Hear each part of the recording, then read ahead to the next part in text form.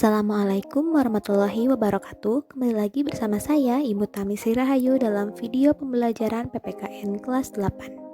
Sebelum pembahasan kali ini dimulai, alangkah baiknya kita berdoa terlebih dahulu agar materi pembahasan yang Ibu sampaikan bisa kalian terima dengan baik dan bermanfaat bagi kehidupan kalian semua. Masih ingatkah kalian dengan materi dalam video pembelajaran sebelumnya?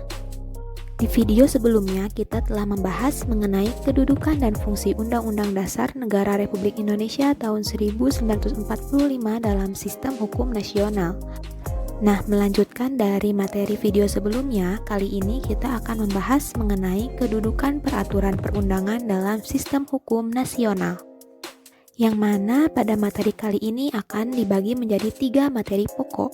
Yang pertama, kita akan membahas mengenai peraturan perundangan dalam sistem hukum nasional, dan yang kedua, kita akan membahas mengenai sifat dan ciri-ciri serta arti penting peraturan perundang-undangan, dan yang terakhir kita akan membahas mengenai melaksanakan dan mempertahankan Undang-Undang Dasar Negara Republik Indonesia tahun 1945. Oke, mari kita bahas. Peraturan perundang-undangan diakui keberadaannya dan mempunyai kekuatan hukum mengikat sepanjang diperintahkan oleh peraturan perundang-undangan yang lebih tinggi atau dibentuk berdasarkan kewenangan. Jika suatu undang-undang diduga bertentangan dengan Undang-Undang Dasar Negara Republik Indonesia tahun 1945, akan dilakukan pengujian oleh Mahkamah Konstitusi. Jika peraturan perundang-undangan di bawah undang-undang diduga bertentangan dengan undang-undang, pengujiannya akan dilakukan oleh Mahkamah Agung. Nah, berdasarkan pernyataan berikut, maka seperti apa sih tata urutan peraturan perundang-undangan itu? Berdasarkan Undang-Undang Nomor 12 Tahun 2011 tentang pembentukan peraturan perundang-undangan, jenis dan hierarki peraturan perundang-undangan di Indonesia adalah sebagai berikut. Perhatikan segitiga piramida ini ya. Kalian bisa lihat ini merupakan tata urutan peraturan perundang-undangan.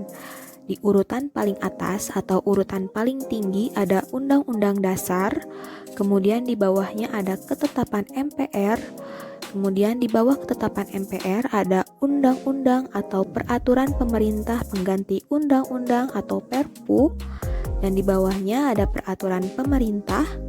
Di bawahnya lagi ada keputusan presiden, di bawah keputusan presiden ada peraturan daerah provinsi, dan kemudian yang terakhir ada peraturan daerah kabupaten atau kota.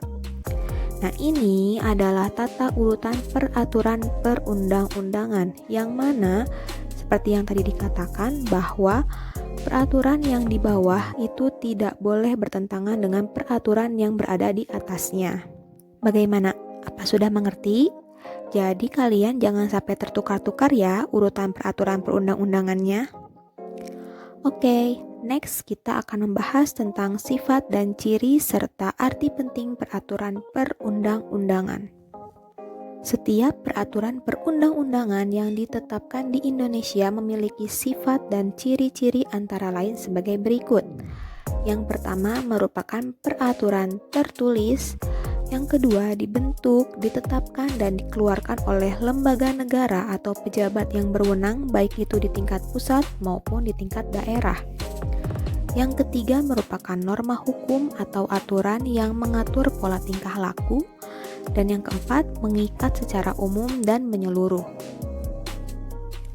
Adapun arti penting peraturan perundang-undangan antara lain sebagai berikut. Yang pertama, memberikan kepastian hukum bagi setiap warga negara. Yang kedua, menciptakan rasa keadilan bagi setiap warga negara.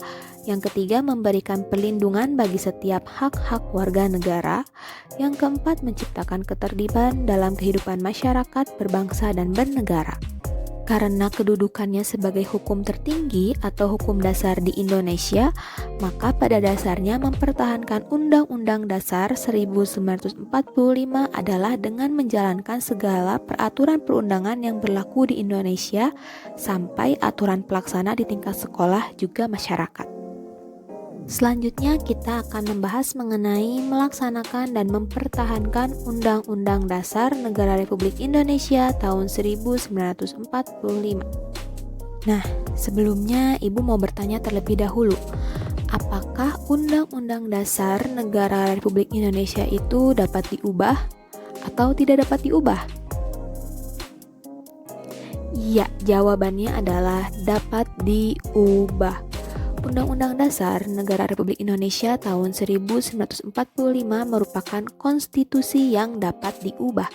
Hal ini sesuai dengan pasal 37 Undang-Undang Dasar tahun 1945, yang mana dalam pasal tersebut menjelaskan bagaimana syarat-syarat diubahnya Undang-Undang Dasar 1945. Yang pertama adalah usulan perubahan pasal Undang-Undang Dasar dapat diagendakan dalam sidang MPR apabila diajukan oleh sekurang-kurangnya 1/3 dari jumlah anggota MPR. Jadi apabila kurang dari 1/3 maka tidak bisa diajukan perubahannya ya.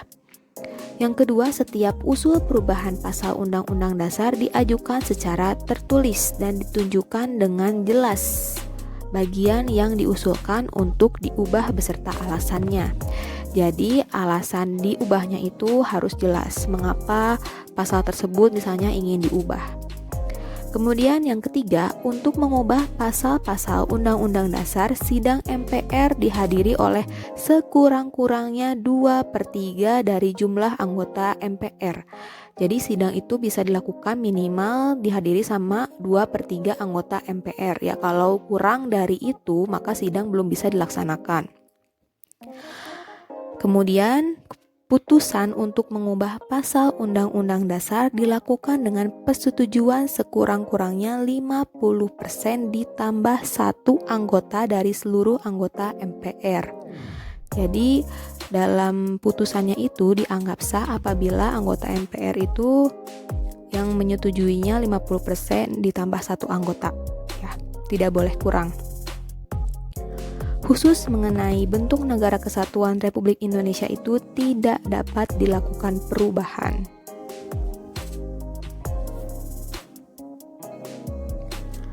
Adapun kesepakatan dasar terkait perubahan Undang-Undang Dasar Negara Republik Indonesia tahun 1945 antara lain yang pertama, tidak mengubah pembukaan Undang-Undang Dasar 1945. Yang kedua, tetap mempertahankan negara kesatuan Republik Indonesia. Jadi bentuk negara itu tidak boleh diubah.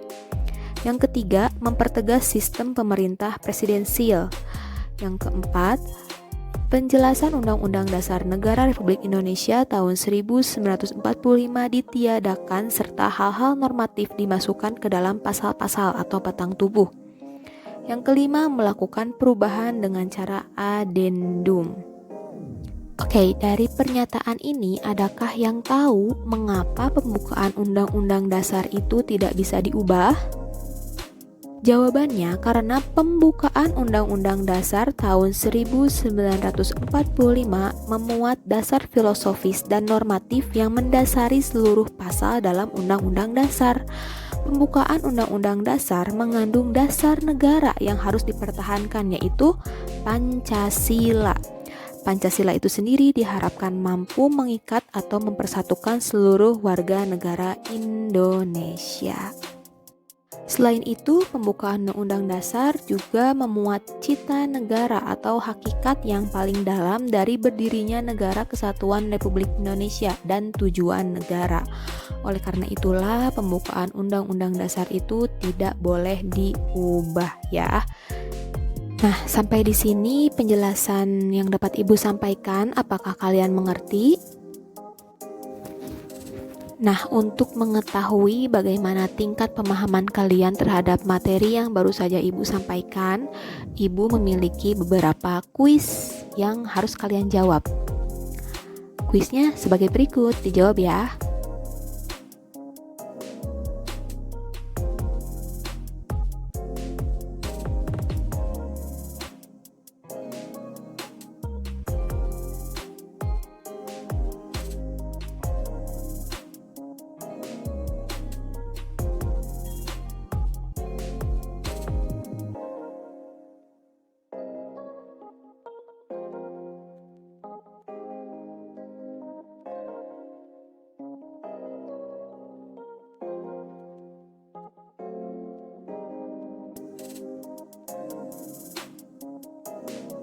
Sekian video pembelajaran kali ini, semoga kalian paham dan semoga dapat bermanfaat.